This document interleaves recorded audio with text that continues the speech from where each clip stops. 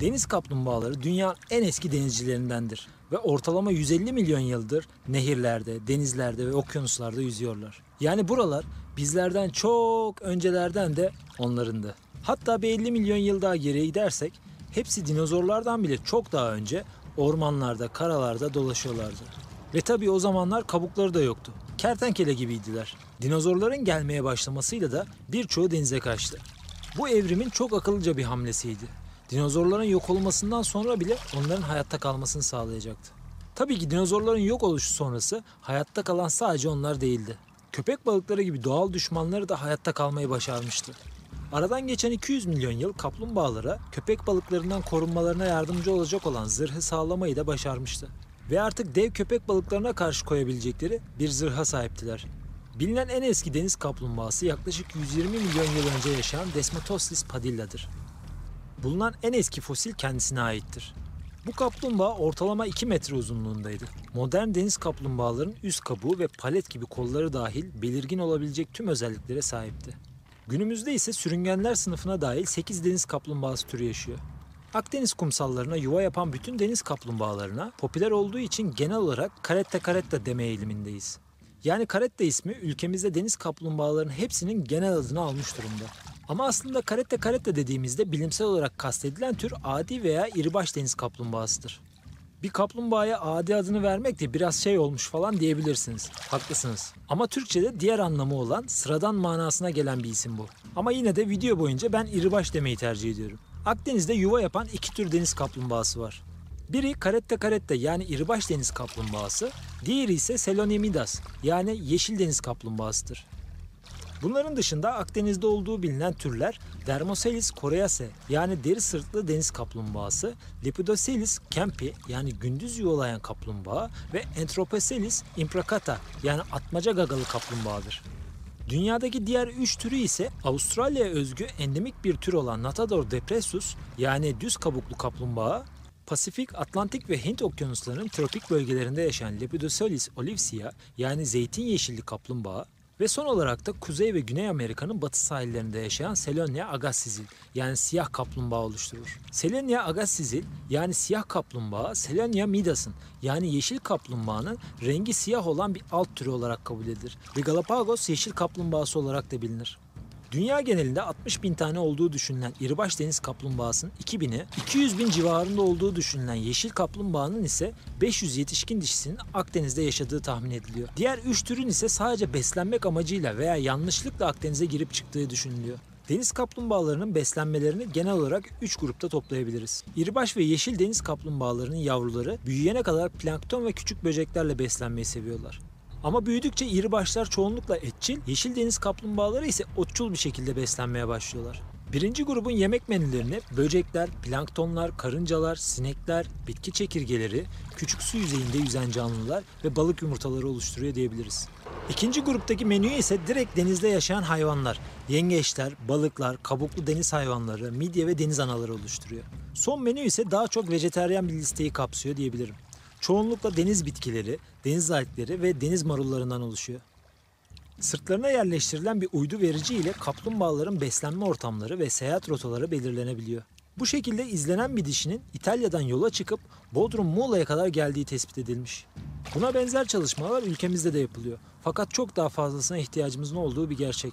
Deniz kaplumbağaları bu beslenme alışkanlıkları sayesinde deniz çayırları ve deniz analarının popülasyonunun dengesini koruyup denizlerin çok daha rahat nefes almasını sağlıyorlar. Yani caretta carettalar olmasa her tatile gittiğimizde deniz analarıyla dolu bir denizde yüzmek zorunda kalabilirdik. Bunu da hiçbirimiz istemezdik herhalde. Denizde yaşadığımız bu keyfi aslında deniz kaplumbağalarına da borçluyuz diyebilirim.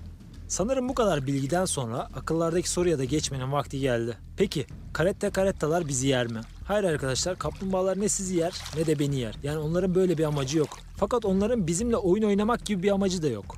Unutulmamalı ki bu canlılar vahşi yaban hayvanları. Biz insanlardaki algısı dış görünüşleriyle her ne kadar sevimli olsa da bu hayvanların kişisel alanlarına ve bölgelerine girmek bizim için oldukça tehlikelidir. Deniz kaplumbağalarını sevmenin, onları ve kendimizi korumanın ilk kuralı onlardan ve bölgelerinden uzak durmaktan geçiyor. Ama ilk önce geçtiğimiz yıllarda viral olup herkesi korkutan bu birkaç dedikodunun kökenine inmek ve biraz da sonuçlarından bahsetmek istiyorum. Kaplumbağalar milyonlarca yıldır yaptıkları gibi sıradan bir şekilde yumurtlamak için doğdukları yerlere her seferinde geri dönüyorlardı. Fakat her döndüklerinde daha fazla insan ve tekneyle karşılaşmaya başladılar. Başlarda turizm bu kadar yoğun değilken kıyı kesiminde yaşayan insanlar balıkçılık yaparak geçinirlerdi. O yüzden kaplumbağalar da daha önce anlattığım foklar ve yunuslar gibi balıkçıların rakipleri arasındaydı. Ve hepsi aynı kaynakları paylaşıyordu. Bunun benzeri kırsal alanlarda da yaşanıyor. Tarımla uğraşan ya da köyde yaşayanlar belki duymuştur, bilirler. Kırsal bölgelerde bahçelere girdiği için kara kaplumbağaları pek sevilmez. Görüldüğü yerlerde de ters çevrilerek ölüme terk edilirler. Buna benzer şeyler de o zamanlar deniz kaplumbağaları için yapılıyordu. Fakat yeşil yeşil dolarların ve euroların kıyılara akın etmesiyle kaplumbağalar birden şov ürününe dönüşüp fırsatçıların en iyi dostu oluverdi. Bu fırsatçılar turistleri etkilemek için kaplumbağalarla çeşitli danslar ve şovlar yapmaya başladılar. Kucaklarını alıp öpüşmeye çalışanlar mı, üzerine binip yürümesini bekleyenler mi? Ne ararsanız var. Muhtemelen turistler ve fırsatçılar işin sonuçlarından memnun kaldıkça da bu şovlar giderek arttı. Eğlenceli ve zararsız gibi görünen bu aktivitelerin tatsız boyutları görünenden çok daha yüksek. Deniz kaplumbağaları dünyanın her yerinde çeşitli zorluklarla karşı karşıya. Bazıları balık ağlarına yaklaştığı için kafalarına vurularak öldürülürken bazıları nefes almak için su yüzeyine çıktığı sırada fark edilmeden teknelerin pervanelerinden dolayı yüzgeçlerini, kafalarını veya kabuklarını kaybediyorlar. Medyada neredeyse her ay ölü bir deniz kaplumbağası haberi görmeye başladık. Yani durum düşündüğümüzden çok daha vahim ve üzücü bir hale gelmeye başladıktan sonra kaplumbağalar da insanlardan korkmayı veya onlardan saklanmayı bırakmaya başladılar ve iyice asileştiler. Çünkü onlar da nesillerinin devamlılığını sağlayabilmek için kendi hayatlarını korumak zorundaydılar. Ve bir süre sonra gördükleri her insana onlara zarar vereceklerini düşündükleri için karşı bir tepki vermeye başladılar. Sonra da Bodrum, Antalya ve Fethiye gibi deniz turizminin en yüksek olduğu yerlerden karette saldırısı haberleri almaya başladık. Belki de buna saldırı değil, savunma bile demeliyiz. Google'ı şöyle bir kurcalarsanız kafasına kurşun sıkılmış, dinamitle kabuğu patlatılmış gibi bir sürü haberi görmeniz de mümkün. Dünyanın her yerinde hem yemeği hem de kabuğu için bu hayvanların avlandıklarını biliyoruz. Hatta Türkiye'de 2-3 bin TL'den başlayıp 50-100 binlere kadar ulaşan özel deniz kaplumbağası tesbihleri bile yapılıp satılıyor. Biz toplum olarak evrime ve bilime inanmıyoruz. Fakat bu hayvanlar 150 milyon yıldır buralarda yaşıyorlar. Gerçek olan bu. Yani buralar aslında onların yaşam alanları ve verdikleri tepkilere bakılırsa da bizim kaba varlığımızdan belli ki çok rahatsız oluyorlar. İnsanlar bu saldırı haberlerinin yoğun bir şekilde gelmesiyle turizmin etkilenmemesi için çözümü karettaları kucaklayıp tekneleri alarak açık denizlere bırakmakta buldular. Ve üzerinden daha bir hafta 10 gün bile geçmeden ne oldu biliyor musunuz? Bütün kıyıları deniz anası bastı. Hem de yazın ortasında. Bu kez de insanlar deniz analarından şikayetçi olmaya başladılar. Ve sonra da elde kepçelerle her yerden deniz anası toplanmaya başlandı. Doğal dengeyi bozduğumuz için deniz kaplumbağalarının ve birçok hayvanın bizlerden rahatsız oldukları çok açık. Bu saydığım deniz kaplumbağalarının hemen hemen hepsi ya nesli yok olma tehlikesinde ya da yakın gelecekte muhtemelen nesli tehlike altında olacak türler kategorisinde. Yeşil deniz kaplumbağasının tüm Doğu Akdeniz'in komşu ülkeleri boyunca yuvalama yaptığı biliniyor. Fakat Türkiye sahillerinin Akdeniz'deki diğer ülkelerin hepsinden çok daha farklı bir önemi var. Çünkü Akdeniz'deki ana yuvalama bölgeleri çoğunlukla Türkiye, Kıbrıs ve komşu Yunanistan'dan oluşuyor. İrbaş türünün yarısının, yeşil kaplumbağaların ise neredeyse %80'inin yuva yapmak için Türkiye'nin sahillerine ihtiyacı var. Günümüze kadar yapılan çalışmaların sonuçlarına göre ise İrbaş türünün en önemli yuvalama alanları Türkiye ve Yunanistan kıyıları. Batıdan doğuya doğru sayacak olursak Muğla'da Ekincik, Dalyan, Dalaman ve Fethiye. Antalya'da Patara, Kale, Kumluca, Çıralı, Tekirova, Belek, Kızılot, Demirtaş ve Gazipaşa. İçel'de Anamur, Göksu Deltası, Alata, Davultepe, Kazanlı. Adana'da Akyatan, Yumurtalık ve Hatay'da Samandağ'dır. Türkiye'de resmi olarak kabul edilmiş 21 tane yuvalama kumsalı bulunmakta. Resmi kumsallar listesinde bulunmasa da Alanya, Erdemli, Dörtyol gibi kumsallarda da yuvalama kayıtları raporlanmış. Deniz kaplumbağaların çiftleşmeleri, yuva yapmaları, küresel ısınmadan ve insan varlığından nasıl etkilendikleri gibi birçok konuda çok az şey biliyoruz. Erkek kaplumbağalar denizin dışına hiç çıkmıyor. Dişiler ise sadece yumurta bırakmak için kumsallara çıkıyorlar. Erkekler ve dişiler üreme dönemi yaklaştığında sanki randevulaşmışçasına yuvalama bölgelerine yakın bir çiftleşme alanına geliyorlar. Erkekler her üreme sezonu yaklaştığında kumsala yakın denizlerde dolaşmaya başlarlar. Dişiler de çiftleşme sonrası Mayıs ve Ağustos arası ortalama 15 gün arayla yaklaşık 3 kez yuva yapmaya başlarlar. Yumurta bırakma çoğunlukla geceleri meydana gelir. Dişiler bu süreçte karaya pek çok kez çıksalar da her çıkışları yuvayla sonuçlanmaz. Bu tip çıkışların takip edilmesi ve değerlendirilmesi, kumsalın yuvalama açısından uygunluğu ve çevresel faktörler hakkında bizlere önemli ipuçları verir. Bu dönemde dişiler dışarıdan gelebilecek uyarılara karşı çok hassastırlar. Kendisini rahatsız edecek en ufak bir durum yumurtlamadan denize geri dönmesine sebep olabilir. Bu yüzden özellikle az önce saydığım yuvalama sahillerine gittiğinizde onlarla yüzmek ya da zorla selfie çekmeye çalışmak gibi rahatsız edecek davranışlarda bulunmak yerine koruyup kollamak ve insanları bilinçlendirmelisiniz. Bu hepimizin bir görevi. Çünkü yavruların hayatta kalmak için daha önünde çok uzun ve zorlu bir yolu var. Dişiler tek yumurtlamada ortalama 100-150 tane pimpon topu büyüklüğünde yumurta bırakırlar. Yumurta kümesi adı verilen bu büyük yumurta birikimleri yavruları kuluçkadan çıkma süreleri olan 2 ay boyunca yırtıcılardan korur ve ihtiyaçları olan ısıyı onlara sağlar. Bir dişi yumurtalarını bıraktıktan sonra denize geri döner ve yavrularını başlarının çaresine bakmak için kendi başlarına bırakır. İşte bu noktadan sonra onlara biraz annelik yapacak olan biz insanlarız. Kuluçka süreleri boyunca yumurtalar insanların kumsallara gece ziyaretleri, araç trafiği, şemsiyeler, şezlonglar ve kedi köpek gibi birçok canlının da değişik tehditleri altında kalıyorlar. Yavruların yuvadan çıkışları çoğunlukla kumun yüzey sıcaklığının düştüğü gece saatlerinde veya gün doğumunda meydana geliyor. Yeni doğduklarında derileri çok ince olduğu için gündüz güneşindeki kumun sıcaklığına maruz kalmaları onlar için çok tehlikeli. Yavrular yumurta halindeyken ya da denize ulaşmaya çalışırken çoğunlukla yengeç, çakal, porsuk, tilki, kuş ve kedi gibi birçok yırtıcıya da yem olurlar. Temmuz ve Ekim ayı arasında yuvalardan çıkan yavrular ay ışığını, deniz parıltısını ve içgüdüsel bir şekilde dünyanın manyetik alanını kullanarak denize doğru giderler. Ancak daha güçlü başka bir ışık olursa yanlış yöne giderler ve yine yem olmaktan kurtulamazlar. Bu yüzden deniz kaplumbağalarının yuva yaptığı sahillerde geceleri ışık kaynağının olmaması çok önemlidir. Biz 2010 ve 2016 yılları arası Sarıgerme'de çalışırken dalış okulumuzun yanına çadırlarımızı atar, tam 3-4 ay boyunca turist misafirlerin çocukları ile kaplumbağa yuvalarını korumaya çalışırdık. Bazen şaşırıp otellerin ışıklarına doğru giden yavruları da toplayıp onları tekrar denize ulaştırırdık. Ama her yavru kaplumbağa bu kadar şanslı olmuyor. Hatta bir yavru şanslı olup denize ulaştığında bile çoğunlukla kendisinden daha büyük bir balık tarafından avlanması an meselesidir. Denize ulaşan yavru karnının içinde depolanan vitellus denen yağlı besin maddesi nedeniyle bir süre suyun altına dalamaz. Ve neredeyse 2 hafta boyunca yüzeyde dolaşarak kendisine beslenebileceği güvenli bir ortam arar. İşte bu yüzden yavruların çoğu kuş, balık ve yengeç gibi avcılar için kolay lokma sayılır. Yavru deniz kaplumbağalarının gelişen vücutlarına göre artan besin ihtiyaçlarını karşılamak için okyanuslara doğru göç eğiliminde oldukları düşünülüyor. Yuvadan çıkmayı başaran 1000 yavrudan 15-20 yıl sonra sadece bir tanesi erginliğe erişmeyi başarabiliyor. Bu erginleşme dönemi deniz kaplumbağalarının aynı zamanda kayıp yılları olarak bilinir. Çünkü geçen bu sürede genç bireylerin nerelere gittikleri ve neler yaptıkları pek fazla bilinmiyor. Geçtiğimiz son 500 yıl içinde gerek genç gerekse yetişkin kaplumbağalar için balıkçılık, trol avcılığı, hastalık, kirlilik ve tekne motorları gibi insani aktiviteler kaplumbağalar için her zaman birer tehlike olmuştur. Ayrıca deniz kaplumbağalarının etinin geçmişten bu yana sevildiği, kabuklarından da çeşitli süs eşyaları yapıldığı biliniyor. Örneğin Papua Yeni Gine'de kaplumbağaların okyanus kıyılarında yakalanıp yiyecek olarak pazarlarda satıldığını gören Aaron Külling, 2015'te $50 ödeyerek bu iki kaplumbağayı satın almış ve onları okyanusa bırakarak özgürlüğüne kavuşturmuş.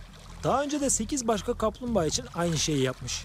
Plastiklerin bütün deniz canlıları için ne kadar kötü sonuçlara sebep olduğunu biliyoruz. Belki de en kötü sonucu deniz kaplumbağaları için oluşturuyor. Deniz kaplumbağalarının özellikle yarı saydam poşet gibi plastik artıklarını deniz anasına benzetip yemesi, hayvanların bağırsaklarına takılan plastikler yüzünden ölmesine neden oluyor. Kaplumbağalara çarpan teknelerin motorları, yüzgeçlerinde ve kabuklarında ağır yaralanmalara sebebiyet veriyor. Dekamer 2009'dan itibaren Dalyan İstuzu plajında bu tarz kaza ve yaralanmaların rehabilitesi için gönüllü faaliyet gösteriyor. Dekamer kaplumbağaların yuvalama, beslenme, kışlama ve göç yolları üzerine ayrıntılı bilimsel çalışmalar yapıyor. Yaralı deniz kaplumbağalarının bakımlarını, tedavilerini gerçekleştiriyor ve onların doğal yaşam ortamlarına geri dönmelerine yardımcı oluyor. Akut tarafından çenesi parçalanmış halde bulunduğu için Akut 3 adı verilen Caretta caretta, Dekamer'in en önemli başarılarından birisi. Çünkü ona dünyada ilk kez 3D yazıcı kullanılarak geliştirilen ve titanyum alaşımından üretilen bir protez takmışlar. Ve 2 aylık bir sürecin ardından Akut 3 çenesini kabullenerek kullanmaya da başlamış. Bu gerçekten harika bir başarı. Fakat yeterli değil. Dekamer ne kadar mücadele verse de yaralı ve hasta deniz kaplumbağalarının tedavi edileceği yeni merkezler mutlaka kurulmalı. Ayrıca tekne pervanelerinin hayvanlara zarar vermemesi için takılması gereken aparatın hızlı bir şekilde uygulamaya konulması, kaplumbağa ve foklar gibi diğer deniz canlıları için de oldukça önemli.